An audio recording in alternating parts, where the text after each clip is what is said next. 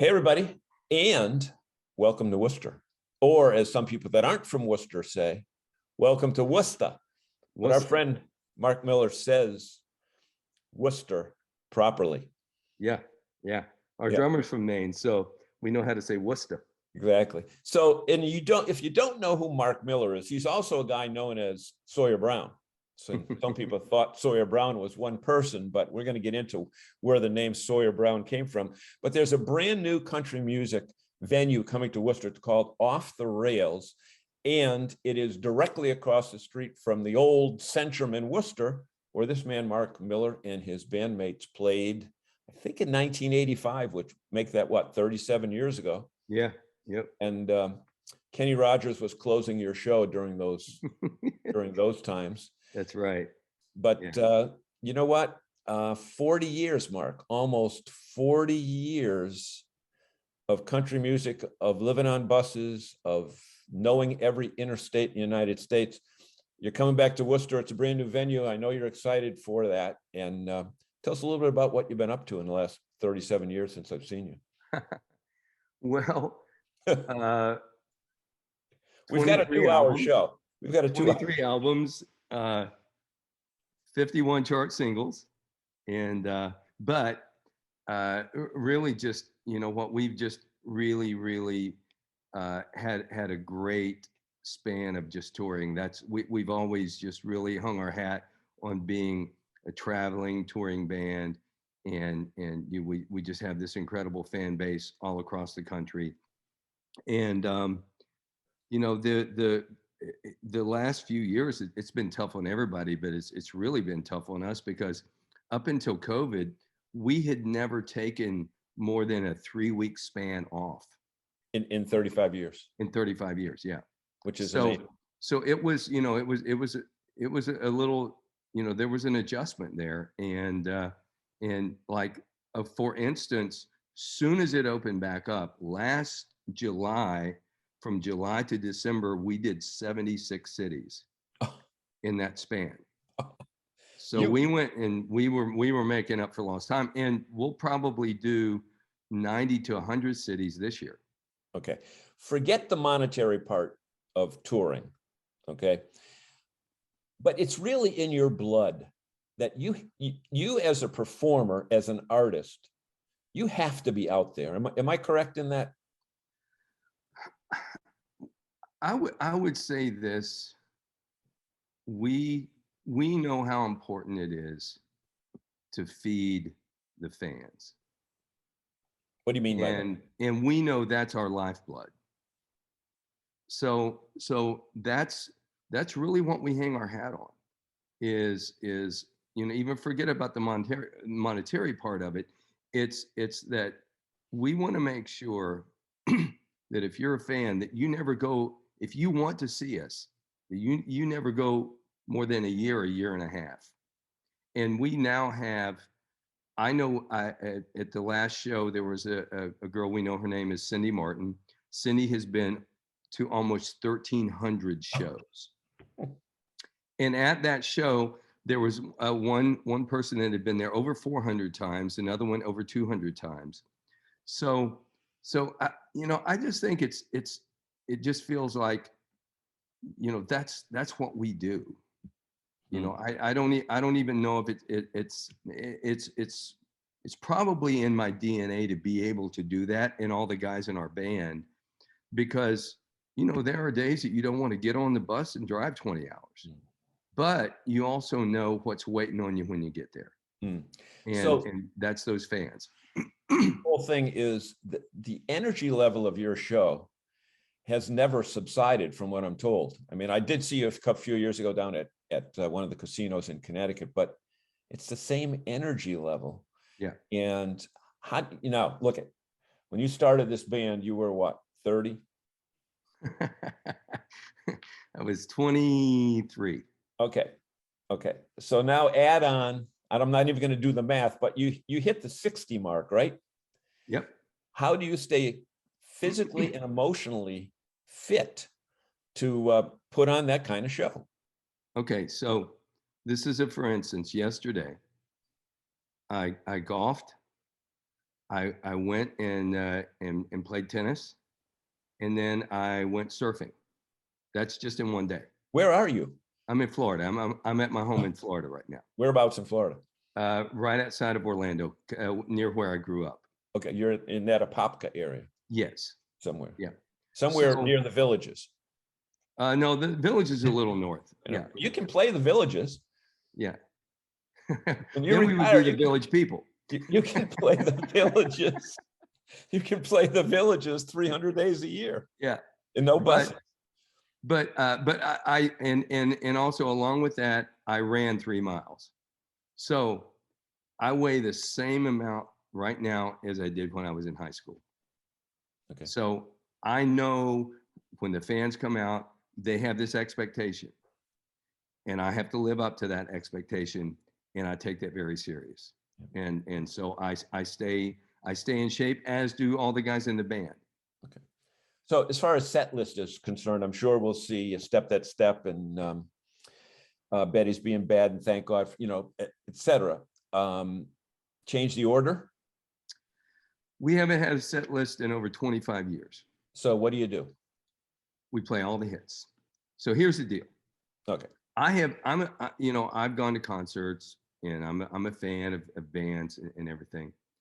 And the last thing that it was always bothered me is when you come and you have an act that you know all their songs, and they go, "Hey man, we just recorded a new album, and we're gonna play the whole album. We feel like, and I just sit there and go, are you kidding me? I'm going to the bathroom. Yeah. I'm gonna go get a Coke, Right. and I'm gonna go to the bathroom. I'm gonna maybe buy a T-shirt, and so I don't want to be that guy.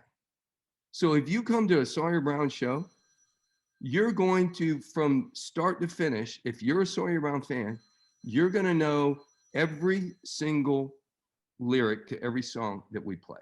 We're gonna play you all the hits from start to finish. Bottom line. It won't be That's like what a we do.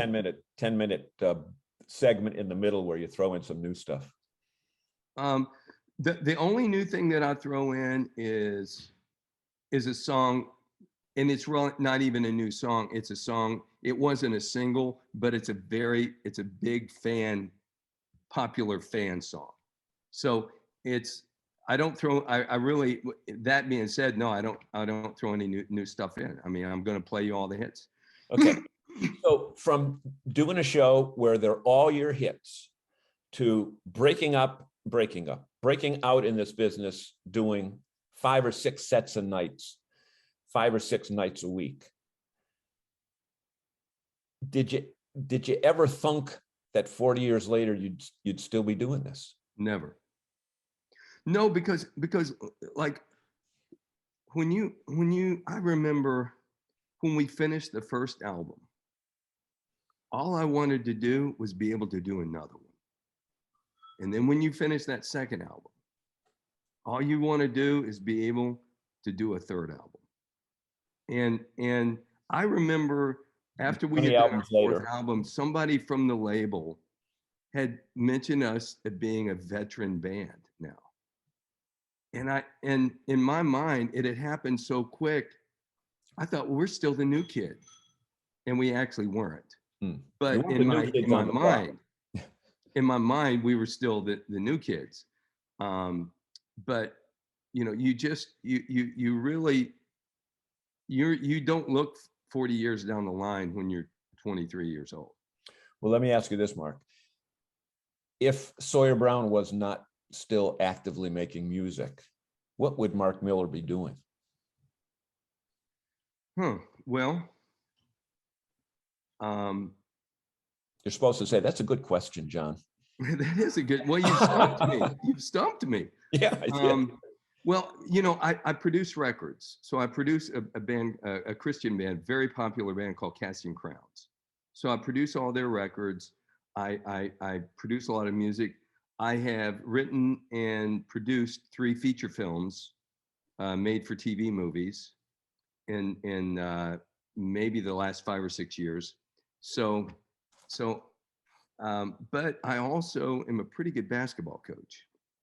So Oh, I the have other an thing, AAU Gerald, basketball program, uh, and I am, if I were truly retired, I would probably be doing more of that, coaching basketball.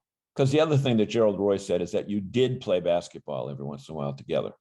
Absolutely. Yeah, I And mean, those boys are from Kentucky, so all 5'6". yeah, I All could post five. him up. Yeah, yeah, he's still in mourning because Kentucky went in the first round this year. Oh yeah. Oh yeah.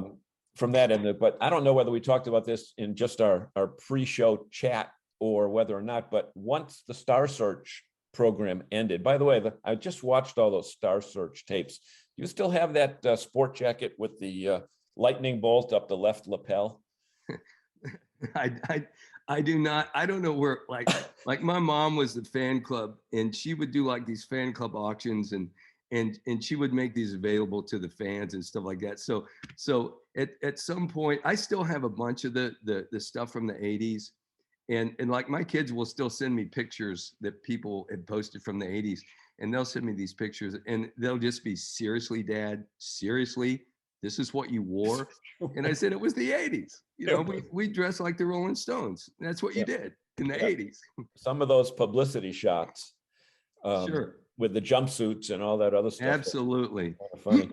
So right after Star Search, you hit the road with Kenny Rogers. Yep. For a year and a half, you said. What did you learn? What was it like being on the road? And interestingly, your career now is catching up with Kenny's with longevity. Were there any tools or Oh man, it was unbelievable the education that you got. that's the Okay, word? so this is a for instance. Kenny was the biggest star on the planet at the time. I mean, we were playing, domes and Right. stadiums, and Yep. it was the Islands in the Stream tour was the biggest tour on the planet. So every night I got to see Kenny and Dolly, and they were so different of their presentation. Like Kenny was like the ultimate professional. Everything was rehearsed. He had writers come in from LA, and they would write all of his lines. Yep. And he was funny. But this is what was amazing to me. And so I saw this for a year and a half. I saw Kenny Rogers say the same lines night after night. And every night it would sound like it was spontaneous. Exactly. And it was the first time that he had ever said it. Yep. Like So, that lady in the binoculars. What are you looking yes. out in the 8th row? She was always in the 8th row, right? Yeah. And I remember he said it was a darn near invasion of privacy. And then he'd bundle his coat up. Yeah. And he would do that every night, but every night you would think it was spontaneous in the first time. So the one thing that I learned really quick was you can't get bored with the show, your own show. You have to stay, Now, Dolly, complete opposite. Nothing was written. And Dolly was like, she would take 20,000 people and invite them into her living room. And you thought you were 10 feet from Dolly, and she was just hanging with you.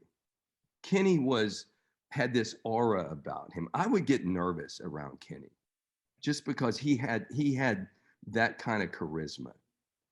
And you knew Kenny just carried himself like not arrogantly, but just like a superstar that he was. Mm-hmm. Dolly was a superstar, but Dolly was like so inviting. And this is what was so funny night after night. So Dolly was loose as a goose. She would go out and fly by the seat of her pants. Kenny's completely rehearsed. Yep. But every night they would do 2 songs together, and they would finish in Islands in the Stream. And so there would be this interaction. Well, Kenny had writers come out to write all Dolly's lines. Well, Dolly would never stick to the lines. And Kenny would and listen, Kenny was really sharp. So he would have to be on his game because Dolly was going to test him every night. Oh, yeah, you could see that. Yeah, she was just going to test him. So that was the cool thing. And then, you know, over the years, like the Oak Ridge Boys were on that tour, Eddie Rabbit, Lee Greenwood. But I would get to watch all these and I would study and I would see what worked. And in doing all that, I would also have to say, okay, that works for Kenny, but that wouldn't work for me. That worked for Dolly, that might work for me. And start to then just all, I would say all the stuff that's in our show, everything at one point happened spontaneously. And if it worked, it's like a comedian. If it works, you keep it. If you don't, you move on. Yep. And so I think, you know, the one thing that I learned was to experiment. I learned that the audience, they're there to enjoy themselves. So if you mess up, if you forget the words, they don't care. They don't. Well, they know it's a They real would have song. got to see something that night that you don't get to see. Yeah. So the audience, the fans, they're on your side. They're there for you. And, you know, there's been times that I've been so hoarse from doing shows that I can barely get a note out. They don't care. They're going to sing the songs louder than me. So that's what I just learned. Some of the things that I've learned over the years is that in performing, you're all there together that night to make that night special. Now, this venue in Worcester, again, I saw it last night for the first time. I think I'm going there tonight to have supper because it's a restaurant and a venue and blah, blah, blah, blah, blah. But it holds 500 people, and you'll be able to see into the eyes of everybody in the audience. And I said to the general manager last night, I said, you know, bands that have played arenas and stadiums, they love coming to these small gigs so they can really, it's like in your living room.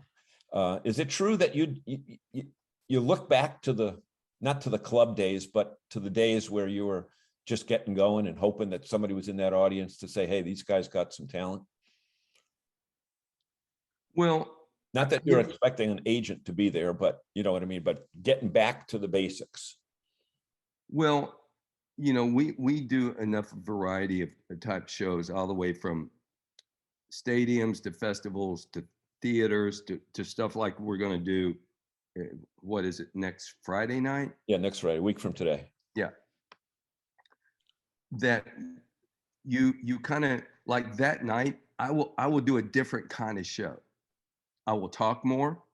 I would be more engaging with the audience than I would like a festival or an arena. An arena, you're out there. Fair. Yeah. Yeah. There's, you know, you do some talking just to show some personality. But for the most part, you're going to rock them. You're going to turn it on 11 and go, you know. On 11. Yeah. Turn it on 11. Because like in this thing tomorrow night or next week, you can talk about the fact, hi young lady who's walking by. Oh, I'm so sorry, Mark. That was my wife. My wife, hi wife. But you can say, hey, we played across the street, and the hotel where you stayed down the end of the street, it's not a hotel anymore. It's a dorm for a drug college, you know, a pharmacy college. So, you know, I don't know how early you're coming in. You're coming in the day before, the night before, or whatever. But the city has totally changed. But, you know, as you know, you don't get to see many of the cities. You get to see the arenas and the interstates at night.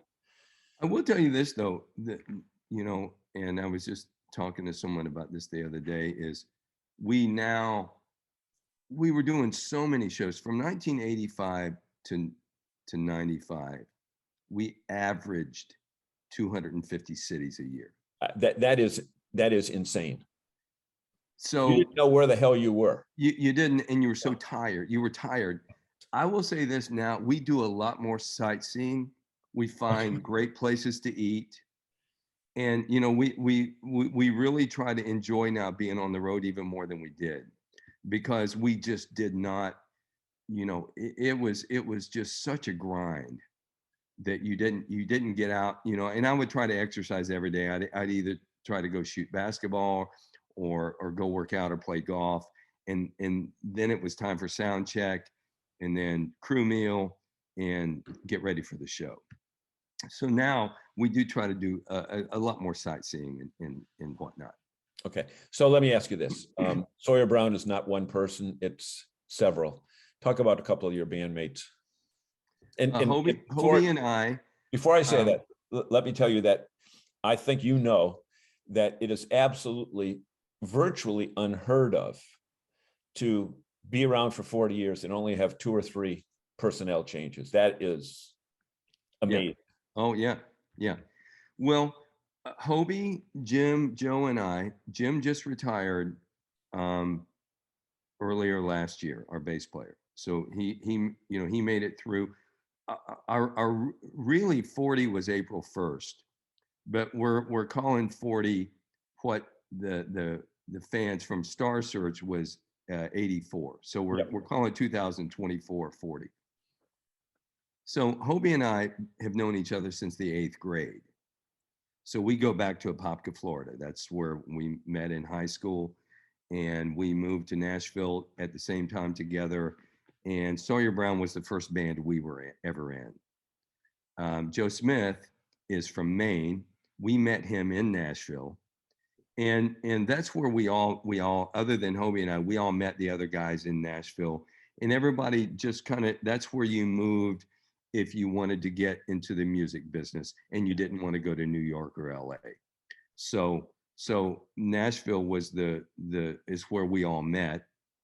We initially put the band together because the club was to make rent money. There was a club opening in Nashville and they were going to hire a house band, and we auditioned and got the gig as the house band. And we were originally called Savannah. But then there was 120 bands in the South called Savannah. Savannah, yeah, not including Savannah Jack. Yeah. Do you know him at all? I don't. No. But we changed our name to Sawyer Brown, which was a street in a suburb of Nashville called Sawyer Brown Road. Yep. And incidentally, now everyone thinks the road was named after us. So yeah. So we just let them think that. Well, Chuck Jacobs said there was a street named after you, and it was called One Way. Yeah, of course Chuck would say that. Chuck was going to join us, but he had to take the dog to the vet. So I had a bunch of guys that were lined up. I had Garshaw and Chuck lined up to join us as special guests, but anyway, so you're still excited? Oh man, yeah, absolutely. I mean, I have to tell you, it's still a thrill for me to go to Portland, to Seattle, to California, to Boston, to Worcester, and look out into the audience and hear people sing songs that I sat at my kitchen table and wrote. It's still a thrill to see them. Yes, it's not for me. It's for me to see them and go. It still blows my mind that that they know the songs and they know the band and it's still a thrill. Yeah, I had that same type of conversation with Linda Davis, whose daughter is the lady from Lady Antebellum. Lady Antebellum, yeah. Are they still? No, they're Lady A now. They can't use the word antebellum because there's political ramifications. But she said it was the coolest thing in the world to go to a concert and see not her daughter perform, but to see the audience singing her daughter's songs word for word. So from that perspective, it's amazing. But anyway, we want to let you go. I know you got millions of things to do. Next Friday night, Friday, May 6th in Worcester, across from the Centrum, the Off the Rails music venue and restaurant. You're going to love it. It's a totally unique building. And we will put down here where people can get tickets. Just go to offtherailsworcester.com and there's a place that says buy tickets. Yeah.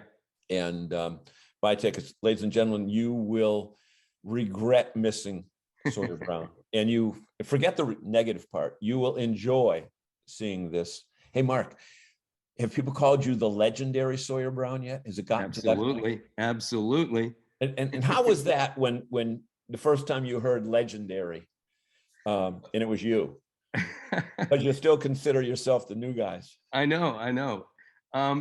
It's an honor, you know. It's an honor to still get to do this and still get to be out here, and that's why we take it so serious and we work so hard at it still. Great. We'll look forward to seeing you next week in Thanks, Worcester. man. And thank you so much, Mark All right, Miller, buddy. Sawyer Brown. Have a great day, everybody.